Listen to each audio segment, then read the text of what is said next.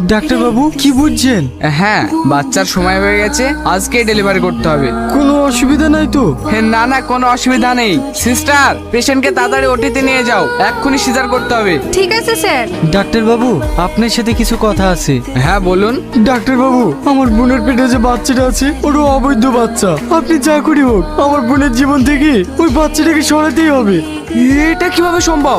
না না, আমি বেআইনি কাজ করতে পারবো না। আমি আপনার পা ধরে বলছি আপনি যে কোনো একটা ব্যবস্থা করেন। ঠিক আছে, আপনি ওঠেন। একটা রাস্তা আছে। আজ 10 বছর আমার বিয়ে হয়ে গেল, এখনো আমার সন্তান হয়নি। যদি এই বাচ্চাটা আমি নিই তাহলে আপনাদের কি আপত্তি আছে? না না, আপত্তি থাকবে কেন? আপনি তো আমাদের বাঁচালেন। আচ্ছা ঠিক আছে। ভাবি, ভাই, আমার বাচ্চা কই? তুই শান্ত হয়ে একটু ঘুমা, তোকে পরে সব বলবো। না, তুমি আগে বলো, আমার বাচ্চা কোথায়? ডাক্তার বাবু, কি হলো? আমার বাচ্চা কোথায়? ওকে দেখতে পাচ্ছি না কেন? সরি, আপনার মৃত বাচ্চা হয়েছে।